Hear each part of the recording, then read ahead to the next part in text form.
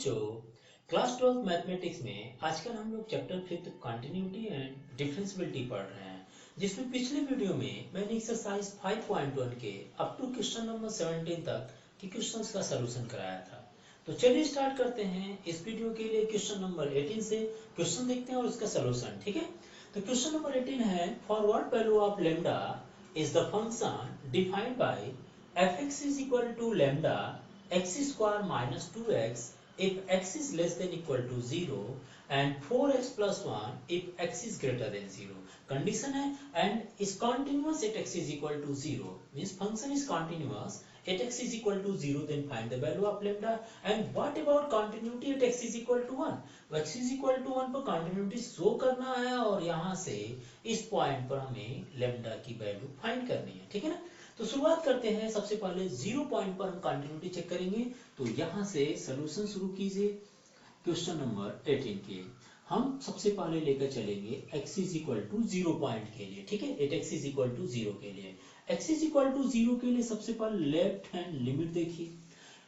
ये जो function fx है वो 0 से less than and greater than दोनों पार्ट में डिस्ट्रीब्यूटेड है। तो यहाँ पर LHS जो बनेगा, limit x tends to 0 minus and the function fx हो जाएगा is equal to limit x tends to 0 minus 0 minus means less than 0 पर fx की वैल्यू कितनी है, lambda x square minus 2x है। तो मैं यहाँ पर लेम्डा fx के प्लेस पर lambda x square minus 2x put कर रहा हूँ। ठीक है, अब रिप्लेस क्या करेंगे, 0 से कोई लेस देन वैल्यू, तो यहाँ पर हम पुट करेंगे x is equal to 0 minus h which is equal to minus h.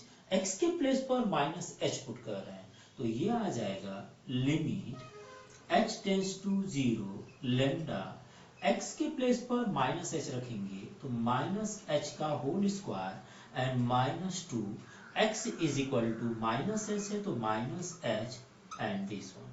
ठीक है, अब आप चाहे तो इसको एक्सपेंड कर लीजिए, चाहे कैलकुलेट कर लीजिए। हम डायरेक्ट अगर इसमें वैल्यू h की वैल्यू पुट करें तो ये हो जाएगा lambda and 0 square is 0 and h is equal to 0 put कीजिए तो 2 इंटू 0 इज 0, तो टोटल यहाँ पर आ जाएगा 0 आ जाएगा, लेम्डा इंटू 0 दैट मीन 0। तो यहाँ से कंडीशन क्या मिल रही है, यहाँ पर देखिए लेम्डा यहाँ एग्जिस्ट ही नहीं हो रहा है। ठीक है ना, LHL आपने लिख दिए। अब आप एक काम कीजिए, RHL भी लिख लीजिए। हो सकता है RHL में लेम्डा है, तो लेम्डा तो कहीं है नहीं, बट फिर भी आप RHL पार्ट को लिख लीजिए। ठीक है, RHL पार्ट में क्या करेंगे, RHL पार्ट के लिए वही कंडीशन होगी, limit x tends to 0 plus and the function fx। ठीक है ना, तो यहाँ आ जाएगा fx 0 plus means greater than 0 पर फंक्शन, ग्रेटर देन 0 पर फंक्शन fx की वैल्यू आ जाएगी 4x प्लस 1। ठीक है, पुट क्या करेंगे आप इसमें, put x is equal to 0 plus h, then limit आ जाएगा limit h tends to 0 and x is equal to x 0 plus h, that means h हो जाएगा, तो x is equal to h and plus 1। तो यहाँ पर अगर आप वैल्यू पुट करते हैं, यहाँ पर 0 वैल्यू पुट करते हैं तो ये आ जाएगा 4 into 0 plus 1 which is equal to 1। ठीक है, हमें लेम्डा की वैल्यू फाइंड करनी है। हम स्टॉपेज यहाँ भी कर सकते हैं, लेकिन आप RHL भी लिख लीजिए। ठीक है, और उसके बाद आप क्या करेंगे, बिकॉज इट इज कॉन्टिन्यूअस है तो यहाँ पर जब लेम्डा है ही नहीं तो इन दोनों लिखने के बाद यहीं पर स्टॉप कर लीजिए या दोनों लिख लीजिएगा। ठीक है, बोर्ड पर्पज से मेरे हिसाब से आप दोनों लिख लीजिए, ज्यादा बेटर रहेगा। ठीक है, और उसके बाद क्या करेंगे, 2 पॉइंट हो गया और तीसरा पॉइंट ले लीजिए, हो सकता है तीसरे पॉइंट से लेम्डा आ जाए। ठीक है ना, 2 पॉइंट तो आप लिख लीजिए। तीसरे पॉइंट, क्योंकि देखिए तीसरा पॉइंट इसलिए होगा क्योंकि इक्वल हमारे पास लगा हुआ है fx में। देखिए fx जो है less than equal to 0, equal to 0 पर भी तो यहाँ लेम्डा लगा है, इसलिए तीसरा भी पॉइंट आपको लेना पड़ेगा। हो सकता है वहां से लेम्डा बच जाए क्योंकि यहाँ तो लेम्डा खत्म हो गया है ना, तो तीसरा भी पॉइंट ले लेंगे। उसके बाद हम लिखेंगे, क्या लिखेंगे, अब हम लिखेंगे x इज इक्वल टू 0 पर fx की value lambda x square minus 2x। ठीक है ना, अगर यहाँ इक्वल नहीं दिया होता तो हम यहीं पर स्टॉपेज करते, ये भी लिखने की जरूरत नहीं पड़ती। तो अब क्या करेंगे, x is equal to 0 put कर लीजिए, तो यहाँ 0 square minus 2 into 0 which is equal to 0, fx is equal to 0 आएगा। तो इसका केस, ऐसे केसेस में देखिए LHL RHL और x is equal to 0 cases में लेम्डा की वैल्यू बतानी थी, तो यहाँ लिख देंगे, यहाँ पर क्या लिखेंगे कि lambda does not exist, lambda does not exist यहाँ लेमडा तो एग्जिस्ट ही नहीं करता, सो lambda can be any value, so lambda can be any real value लिख दीजिए या रियल पॉइंट लिख दीजिए, कोई भी रियल वैल्यू हो सकती है, कोई भी वैल्यू हो सकती है, ठीक है ना। देखिए लेमडा यहाँ एग्जिस्ट नहीं कर रहा, लेमडा डज नॉट एग्जिस्ट है क्योंकि लेमडा तो सब जगह खत्म हो गया, तो लिख दीजिए लेमडा डज नॉट एग्जिस्ट है because it is continuous given है, so lambda can be any value. अब लेमडा चाहे 2 हो, चाहे लेमडा 5 हो, चाहे 6 हो, कुछ भी हो, अगर यहाँ 2 होता तब भी 0 हो जाता, अगर यहाँ 5 होता तब भी ये वैल्यू 0 हो जाती, तो lambda can be any real value हो सकती है and but lambda here does not exist, ठीक है। तो यहाँ से लेमडा की वैल्यू पूछा था तो हम लिखेंगे lambda does not exist here, clear. अब हमारे पास दूसरा जो पॉइंट आ रहा वो आ रहा what about continuity at x is equal to 1 के लिए बात करेंगे, ठीक है। तो x इज इक्वल टू 1 के लिए हम लेकर चलते हैं, मैं यहाँ पर x is equal to 1 point को आपको बताता हूँ। देखिए function x is equal to 1 पर कहीं भी डिस्ट्रीब्यूटेड नहीं है, तो ऐसे केसेस में जो ग्रेटर देन कंडीशन होता है, ग्रेटर देन जो जीरो कंडीशन होगा वो x इज इक्वल टू 1 पर भी होगा। भाई जीरो के बाद क्या आता है, 1 आता है, तो इसका मतलब हम जो फंक्शन लेंगे x इज इक्वल टू 1 के लिए या लेस देन के लिए या ग्रेटर देन के लिए जो फंक्शन लिया जाएगा वो कौन सा फंक्शन लिया जाएगा, fx is equal to 4x plus 1। तो हम कंटिन्यूटी चेक करेंगे x इज इक्वल टू 1 के लिए। देखिए 1 के लिए फंक्शन LHL RHL लेने की जरूरत नहीं है, ऐसे केसेस में मैंने बताया था एक बार लिमिट से और एक बार डायरेक्ट वैल्यू पुट कर लीजिए। तो देखिए x इज इक्वल टू 1 के लिए fx जो हमारे पास होगा जो 0 से ग्रेटर देन है वही है, इसका मतलब fx हमारे पास 4x प्लस 1 है। तो एक बार इसमें डायरेक्ट वैल्यू पुट कीजिए और एक बार लिमिट से वैल्यू पुट कर लेते हैं। तो हम अगर डायरेक्ट वैल्यू पुट करेंगे x इज इक्वल टू 1 तो ये आ जाएगा 4 into 1 plus 1 which is equal to 5 हो जाएगा। और अगर हम इसमें लिमिट से बेसिस को वैल्यू चेक किया जाए 8.1 पर fx की वैल्यू, तो यह आ जाएगा limit x tends to 1 and fx is equal to 4x plus 1। चाहे तो इसको LHL RHL में डिवाइड कर दीजिए और चाहे तो डायरेक्टली कर दीजिए, क्योंकि मैंने बताया था जब किसी पॉइंट पर फंक्शन डिस्ट्रीब्यूटेड नहीं हो तो LHL RHL मत लेकर चलिए, तो उस समय बस एक बार डायरेक्ट और एक बार लिमिट से वैल्यू पुट कर लीजिए। और जब डिस्ट्रीब्यूट है तो आप करेंगे LHL RHL, यहाँ तो 1 है ही नहीं, तो 1 जो 0 से बड़ा होगा वही 1 माना जाएगा, तो सिंगल ही फंक्शन मिला, यही फंक्शन मिला। अब इस पर LHL RHL लेकर कोई चलने की जरूरत नहीं, डायरेक्टली आप शो कर दीजिए और क्या आएगा वैल्यू, देखिए x tends to 1 4x plus 1 में यह आ जाएगा 4 into 1 plus 1 which is equal to 5 आ गया। इसका मतलब यह हो गया कि fx is equal to 1 and limit x tends to 1 fx की वैल्यू दोनों केसेस में बराबर आ गया। सो यहाँ लिख दीजिएगा सो fx इज कॉन्टिन्यूअस, बस इतना ही आप लिख दीजिए continuous at x is equal to 1। x is equal to 1 पर ये फंक्शन कॉन्टिन्यूअस है and x is equal to 0 पर जो कॉन्टिन्यूअस था जिसमें हमें लेमडा की वैल्यू फाइंड करनी थी वहां लेमडा डज नॉट एग्जिस्ट कर रहा है, तो लेमडा यहाँ पर कोई भी वैल्यू हो सकती थी। ठीक है, कंप्लीट क्वेश्चन है, एक बार आप देख लीजिए और नोट कर लीजिए। नेक्स्ट क्वेश्चन चलते हैं। चलिए question number 19, show that the function defined by gx is equal to x minus greatest integer function of x is discontinuous at all integral point, and here this the representation is a greatest integer function, ठीक है ना। तो सबसे पहले देखिए at all integral point means integer हम लेकर चलेंगे, जितने भी इंटीजर पॉइंट पर होंगे ये फंक्शन जो होगा वो डिसकंटिन्यूअस होगा, ऐसा शो करना है, ठीक है ना। पॉइंट नहीं मेंशन किया है, किसी भी इंटीजर पॉइंट पर जितने इंटीजर पॉइंट चाहे नेगेटिव पॉजिटिव चाहे जो भी पॉइंट होंगे उस सभी पॉइंट पर ये फंक्शन डिसकंटिन्यूअस होगा, ऐसा हमें शो करना है। और साथ ही साथ ये जो मेंशन किया है ये ग्रेटेस्ट इंटीजर फंक्शन है, तो ग्रेटेस्ट इंटीजर फंक्शन के बारे में क्लास 11th में आप लोग पढ़े थे। एक बार छोटे से पॉइंट को डिस्कस कर लेते हैं कि ग्रेटेस्ट इंटीजर फंक्शन क्या होते हैं, फिर क्वेश्चन शुरू करें, ठीक है। तो देखिए अगर हमारे पास fx इज इक्वल टू ये ग्रेटेस्ट इंटीजर फंक्शन होते हैं, ग्रेटेस्ट इंटीजर फंक्शन का मतलब हमारे पास होते हैं, देखिए ये फ्लोर फंक्शन भी बोले जाते हैं, इसको फ्लोर फंक्शन बोलते हैं। तो सिंबॉलिक रिप्रेजेंटेशन जो इसका इस तरह से हो जाते हैं, ये इस तरह से भी होते हैं, फ्लोर फंक्शन होते हैं।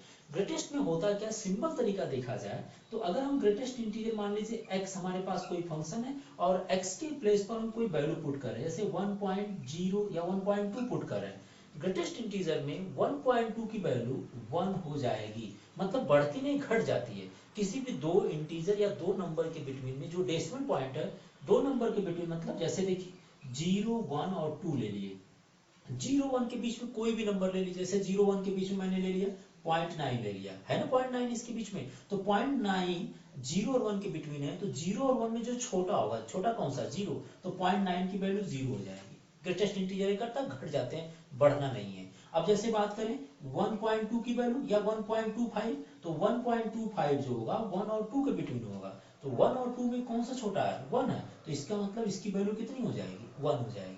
अब आप बात करें 1.99, तो 1.99 भी कितने हैं, 1.99 1 एंड 2 के बिटवीन है, इसका मतलब इसके बिटवीन जो छोटा होगा 1 और 2 में वही में हो जाएगी इसकी वैल्यू। तो ये जो है 1.99 की जो वैल्यू होगी ग्रेटेस्ट इंटीजर में 1 हो जाएगी, ठीक है ना। तो जो आपके होल नंबर्स हो जाते हैं ये भी जब होते हैं डेसिमल में नहीं रहा करते हैं, ये ग्रेटेस्ट इंटीजर कंडीशन होती है।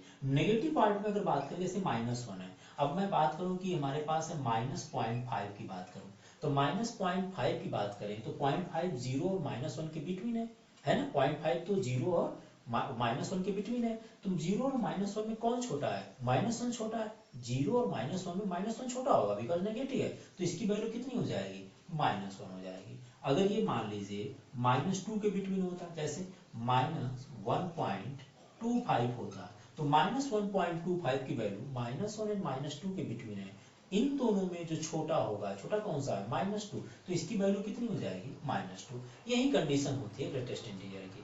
इसीलिए अगर हम मान लीजिए x में से जीरो भी माइनस करते हैं, जीरो भी माइनस करें तो जीरो मतलब एक डेमिस वैल्यू मानी जाती है, जिसको हम बोलते हैं x माइनस एच लिखा करते थे।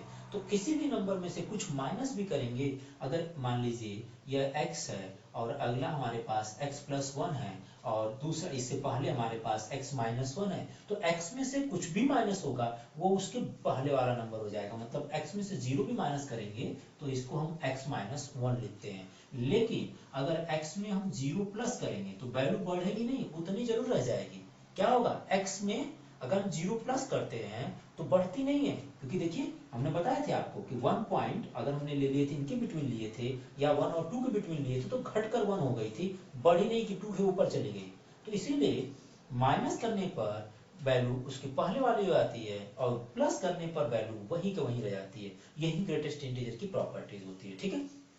अब हम शुरुआत करते हैं क्वेश्चन की तरफ, जिसमें हमें ग्रेटेस्ट इंटीजर फंक्शन के लिए किसी भी इंटीग्रल पॉइंट को लेकर चलना है, उस इंटीग्रल पॉइंट पर इस फंक्शन को कंटिन्यूटी या डिसकंटिन्यूटी जो भी बने वो शो करना, ठीक है। तो चलिए शुरू कीजिए, हम यहाँ पर सोल्यूशन शुरू करते हैं। लेट सी ले ले या ए ले ले, कोई भी पॉइंट ले लीजिए, let a be any integral point या इंटीजर, ठीक है। Let a be any integral point या इंटीजर आप है, ठीक है, ये कोई भी पॉइंट ले लिए। अब इस पॉइंट पर हमें इस फंक्शन की कंटिन्यूटी या डिसकंटिन्यूटी चेक करनी है, क्योंकि ये ग्रेटेस्ट इंटीजर फंक्शन है, ये डबल मीनिंग मतलब दो मीनिंग देती है, नेगेटिव वाली वैल्यू आपकी जितनी ज्यादा होगी उतना कम कर देती है, तो ऐसे केसेस में यहाँ पर एलएचएल और आरएचएल लेकर चलना पड़ेगा, ठीक है।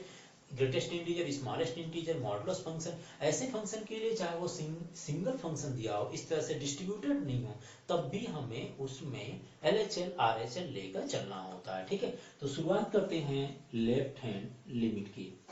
लेफ्ट हैंड लिमिट में limit x tends to a minus पर हम इस फंक्शन की, इसी फंक्शन क्या है, gx है, तो मैं भी यहाँ पर gx ले लूंगा, ठीक है। तो इस फंक्शन के कंटिन्यूटी के बारे में चेक करते हैं, ठीक है। तो gx हमारे पास हो गया limit x tends to a minus, और gx फंक्शन कितना है, x minus greatest integer function है। क्या पुट करने के लिए बोला है, a से कोई छोटी वैल्यू, मतलब a माइनस एच पुट कर रहे हैं, ठीक है। a माइनस एच हम x के प्लेस पर पुट करेंगे तो ये हो जाएगा limit h tends to 0 x is equal to a minus h minus minus यहाँ ग्रेटेस्ट इंटीजर में a माइनस एच, ठीक है।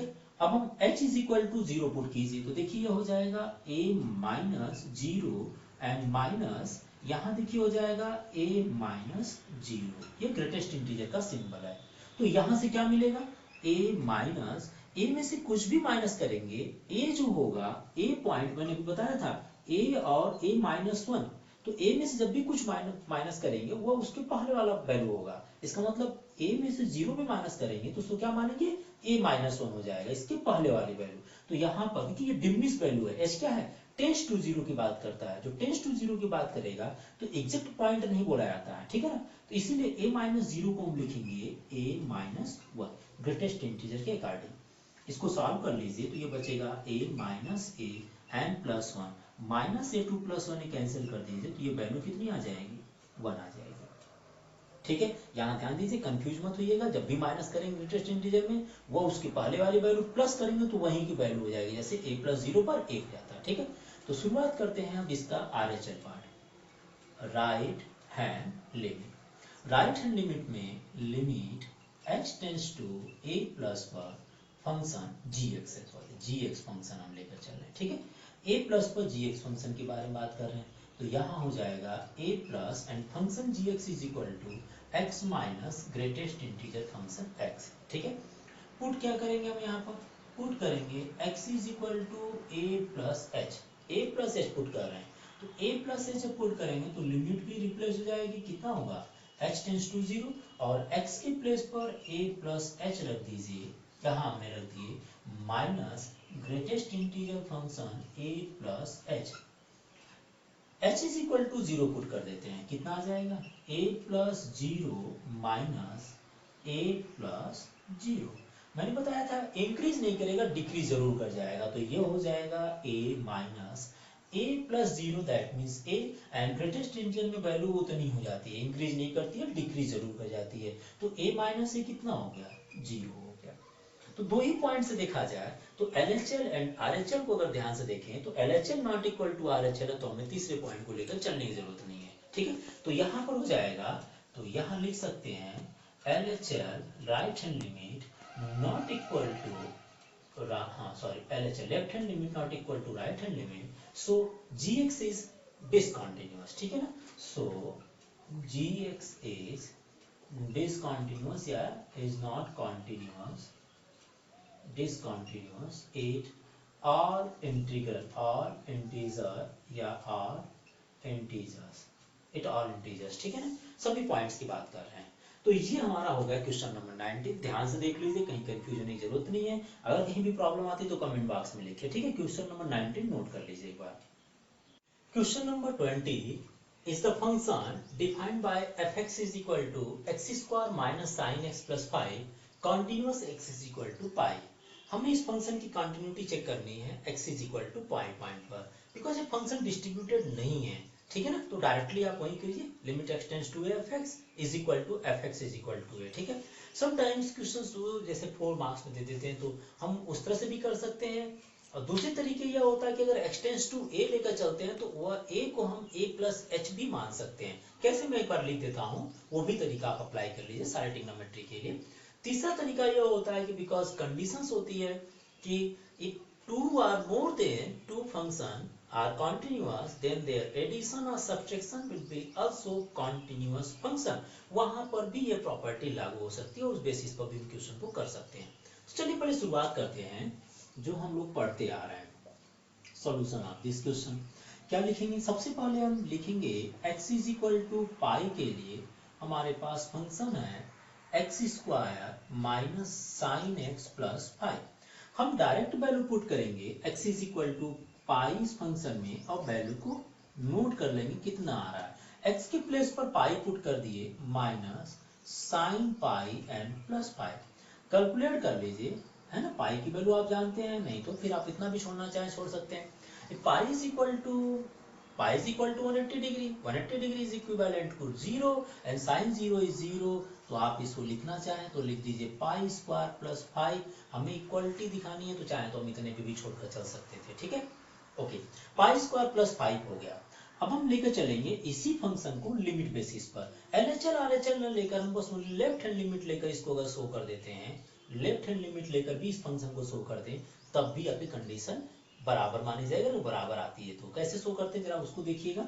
मैं इसको लेकर चलता हूँ limit x tends to pi पर इस फंक्शन fx से कंटिन्यूटी चेक कर रहा हूँ। ठीक है, which is equal to limit x tends to pi fx is equal to x square minus sine x plus 5। अब डायरेक्ट वैल्यू पुट कर लीजिए तो वैल्यू तो बराबर आ जाएगी, या इसको आप लिख सकते हैं यहाँ पर put x is equal to pi plus h। आप ये भी कर सकते हैं pi plus h, therefore limit h tends to 0 because if x tends to pi then pi to pi cancel, h 0 हो जाएगा। अगर आप चाहें तो पुट कर लीजिए और ये हो जाएगा पाई प्लस एच का whole square minus sine pi plus h and plus five. और डायरेक्ट भी पुट करना चाहे तो पुट कर लीजिए pi square minus sine pi plus five, because limit के बेसिस पर एंड डायरेक्ट बेसिस वैल्यू बराबर आई तो फंक्शन कंटिन्यूअस हो गया। या आप इसको अगर कभी आपको लगता है कि इंडिविजुअल फंक्शन हम इसको एक्सपेंड कर दिखाना चाह रहे हैं तो आप इस तरीके से भी कर सकते हैं पाई प्लस एच, और यहाँ पर आ जाएगा लिमिट h टेंस टू 0, इसको आप एक्सपेंड कर लीजिए या डायरेक्ट भी वैल्यू पुट कर सकते हैं। अगर एक्सपेंड करेंगे तो ये आ जाएगा पाई square plus H square plus 2 पाई एच। मैं एक्सपेंड इसलिए करता हूँ क्योंकि लिमिट की जो प्रॉपर्टीज होती है, लिमिट की जो हमारे पास जो प्रॉपर्टी या फार्मूला आप जो पढ़े होंगे आपके एनसीईआरटी में नहीं होगा, लेकिन एनसीईआरटी बाहर देखेंगे तो लिमिट कहीं भी इनसाइड में जाकर उसकी वैल्यू जो भी आएगी आप अप्लाई कर सकते हैं लिमिट के लिए, ठीक है ना, वो आगे भी आप देखेंगे। तो यहाँ पर नहीं एनसीईआरटी में, इसलिए इसको एक्सपेंड कर दिया जाता है। एक्सपेंड कर दिए माइनस, माइनस क्या करें आप चाहे तो साइन ए प्लस बी का फॉर्मूला अप्लाई कर लीजिए, sign a cos B cos A sine B, ठीक है ना। पूरा एक्सपेंड कर रहे हैं तो पूरे एक्सपेंड कर लीजिए, इसको भी लिख दीजिए sine a plus b then sine a cos b plus cos a and sine b and total का टोटल 5 हो गया। अब आप h पुट करने के लिए फ्री होंगे, जो कि एनसीईआरटी अकॉर्डिंग आप पुट करेंगे तो यहाँ h is equal to 0 put कर दीजिए, pi square h is equal to 0, यहाँ h 0 पुट करेंगे तो 0 आ जाएगा minus sine 180 is equal to 0 हो गया। साइन 180 की वैल्यू कितनी होती है 0 एंड कॉस h के प्लेस पर 0 पुट कर दीजिए। नाउ कॉस 180 की वैल्यू जो होती है वो -1 होती है, क्या होती है -1 हो गई cos 180 and sine h that means sine 0 and total value 5 आ गई। ऐसे में ये आ जाएगा पाई स्क्वायर माइनस 0 एंड कॉस 0 की वैल्यू 1 तो 0 into 1 is equal to 0 and sine 0 की वैल्यू 0 आ गई तो ये भी कैंसिल हो गया, 0 आ गया, बचा आपके पास 5 बच गया। ये देखिए माइनस इस ब्रैकेट के लिए है और 5 अलग है तो यहाँ बचेगा पाई स्क्वायर प्लस 5 जो कि यहाँ ऑलरेडी आया है। तो कभी कभी आप देख लीजिए इस स्टेप को भी अप्लाई कीजिए, ठीक है ना। तो यहाँ से f x is equal to pi पर और डायरेक्ट लिमिट की बेसिस पर जो वैल्यू आई ये दोनों वैल्यू बराबर आ रही है तो आप लिख सकते हैं, क्या लिखेंगे then limit x tends to pi पर एफ एक्स की वैल्यू और f x is equal to pi पर दोनों केसेस में वैल्यू पाई स्क्वायर प्लस 5 आ रहे हैं, ठीक है, दोनों वैल्यू बराबर आएगी इक्वल है, सो एफ एक्स इज कॉन्टिन्यूअस हो गया, ठीक है। थोड़ा सा एक्सपेंड कर लिखा गया इस कॉन्टिन्यूअस है। तो ये भी प्रोसेस से हमने क्वेश्चन कंप्लीट किए, एक बार इसको आप देखकर नोट कर लीजिए, ठीक है। अगला क्वेश्चन है question number 21, discuss the continuity of the following function and fx is equal to sin x plus cos x, fx is equal to sin x minus cos x and c part fx is equal to sin x into cos x। now properties of continuity ये यहाँ पर apply करेंगे, उसमें आप देखेंगे कि आप starting में ही आपके एक्सरसाइज स्टार्टिंग में आपको कुछ प्रॉपर्टीज दी गई है कि if fx and gx are two function then fx plus gx either fx minus gx either fx into gx either fx upon gx will be continuous if fx and gx is continuous at given point। ये condition है। मैं यहाँ पर क्या करूंगा, सबसे पहले sin x और cos x को इंडिविजुअल किसी भी रियल पॉइंट पर कंटिन्यूटी शो कर देंगे और फिर लिख सकते हैं एक ही साथ कि fx इन दोनों का सम हो चाहे डिफरेंस हो चाहे प्रोडक्ट हो, ये भी कंटिन्यूअस होंगे अकॉर्डिंग टू प्रॉपर्टी, ठीक है। तो जैसे अभी हमने ये सिंगल फंक्शन दिए हैं, इसके लिए अभी जस्ट प्रीवियस वाला कंसेप्ट अप्लाई किया था कि आप c को x टेंस टू a को x tends to a plus h भी लेकर चल सकते हैं, x is equal to a plus h भी लेकर चल सकते हैं, वही कॉन्सेप्ट अप्लाई कीजिए सॉल्व करने के लिए, ठीक है। तो चलिए यहाँ पर सोल्यूशन शुरू करते हैं, सोल्यूशन ऑफ दिस क्वेश्चन। यहाँ देखिए सोल्यूशन ऑफ ए क्वेश्चन के लिए सबसे पहले हम मान लेते हैं, देखिए ये f x is equal to दिया है sin x plus cos x। मैं यहाँ पर लेट कर लेता हूँ इंडिविजुअल लेने के लिए, gx is equal to sin x and hx is equal to cos x।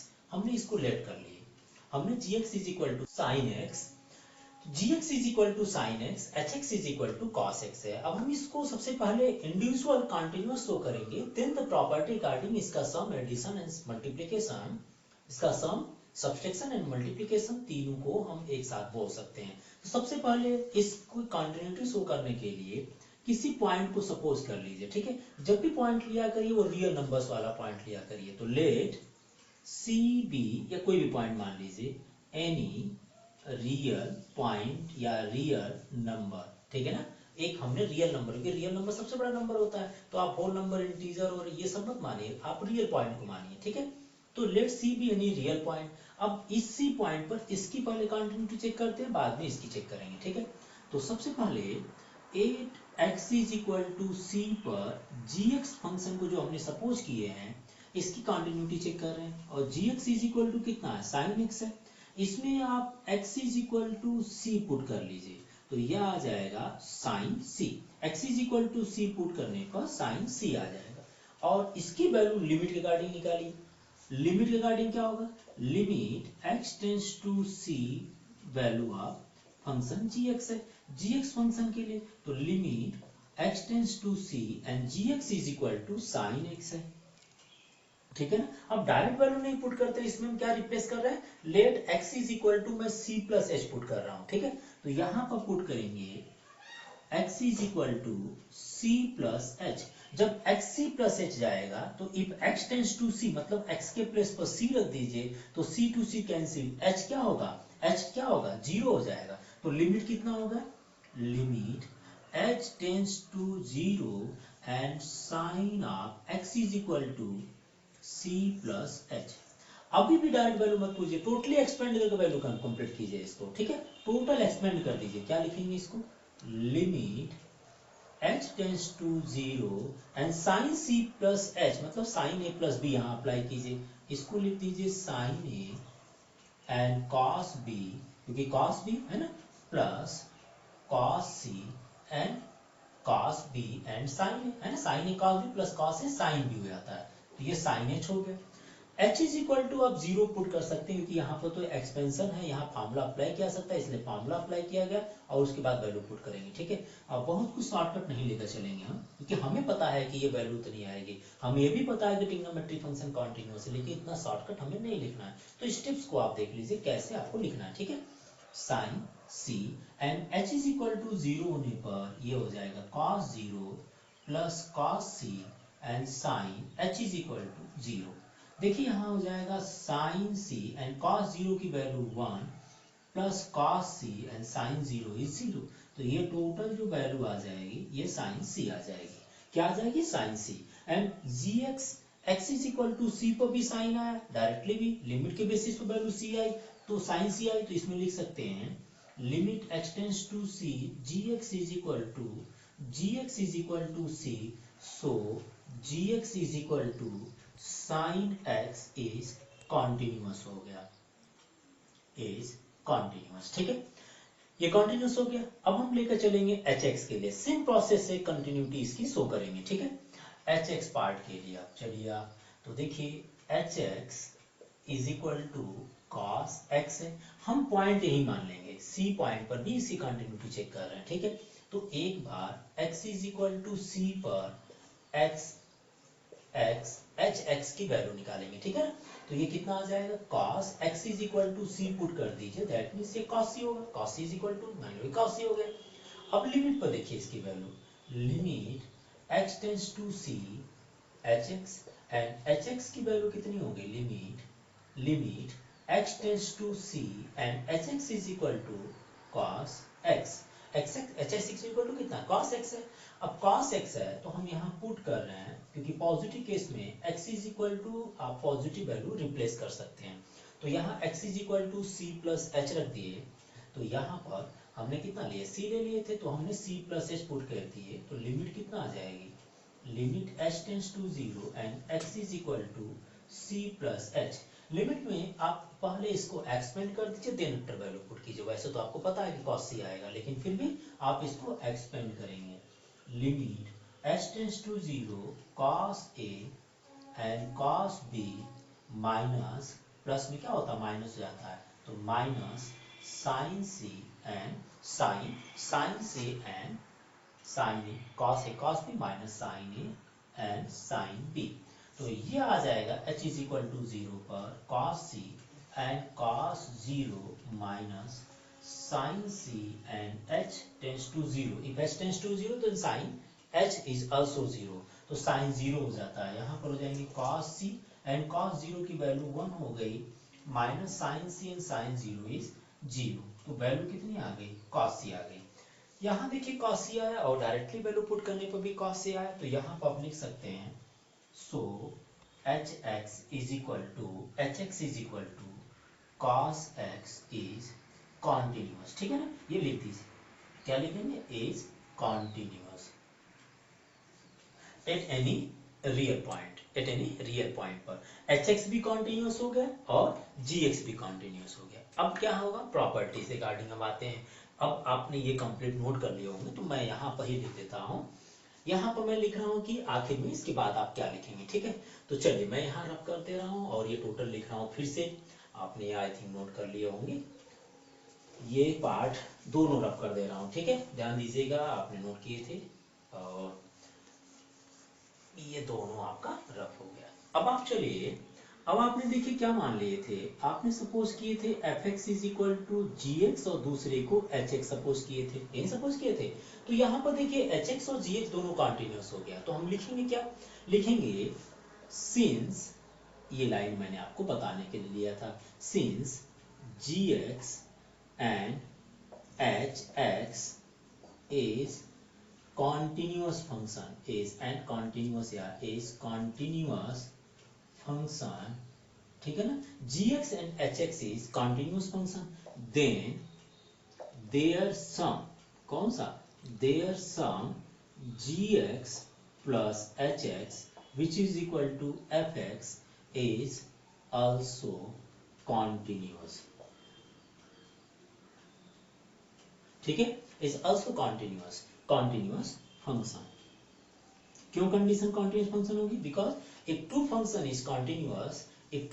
Is continuous any integral point पर then the sum of both function is also continuous होगा। ठीक है, यहाँ पर पहला पार्ट हो गया, दूसरा फंक्शन फिर यही लिख सकते हैं, क्या लिखेंगे, दूसरा पार्ट है डिफरेंस की बात कर दिया, तो यहाँ फिर लिख दीजिएगा सिंस, पहले क्वेश्चन लिख लीजिएगा, पहले क्वेश्चन क्या लिखेंगे, एक साथ आपको तीनों पार्ट लिखना है, देन फिर लिखिएगा fx is equal to gx minus hx। आप एक बार जैसे प्रूव किए थे वही प्रूव करना, अगर मान लीजिए क्वेश्चन ना देकर ओनली ये दे दिया तो फिर से पहले gx को hx को जैसे मैंने कंटिन्यूटी शो किया था वैसे आप दिखाइएगा और लिखिएगा fx is equal to gx minus hx, इसको मानकर तो आप लिख लेंगे फिर वही सिंस gx एंड वही पार्ट पूरा फिर से hx इज कॉन्टिन्यूअस, क्या होगा कॉन्टिन्यूअस, then their difference, हाँ, then their difference कौन सा, gx minus hx which is equal to fx माने हैं, ठीक है ना, is also continuous। अगर ये दोनों कॉन्टिन्यूअस है तो ये दोनों का डिफरेंस भी कॉन्टिन्यूअस होगा। और थर्ड पार्ट भी आप ऐसे मान लीजिएगा, आप इसको gx और इसको hx मान लीजिएगा और फिर लिखिएगा since gx and hx is continuous then their product will also continuous, है ना, then their product is also continuous होगा। अकॉर्डिंग टू प्रॉपर्टी आप प्रूव करेंगे तो मिलेगा भी है, तो ये भी यही लाइन फिर से लिखिएगा, ओनली प्रोडक्ट आप अप्लाई कर लीजिएगा। ठीक है, तो कंटिन्यूटी यहाँ पर डिस्कस करनी थी, कंफ्यूज होने की जरूरत नहीं है। देखिए यहाँ पर जो आप पॉजिटिव वैल्यू आप बोलेंगे कि c प्लस एच क्यों लेकर चले, डायरेक्टली c क्यों नहीं, तो देख लीजिएगा लिमिट जो है डायरेक्टली वैल्यू पुट करने के लिए, पुट करने से पहले अगर वो एक्सपेंड होता तो हम उसको एक्सपेंड करके वैल्यू पुट करते हैं अकॉर्डिंग टू एनसीईआरटी प्रॉपर्टीज की। ठीक है, तो एक बार कंप्लीट क्वेश्चन से देख लीजिए और नोट कर लीजिए।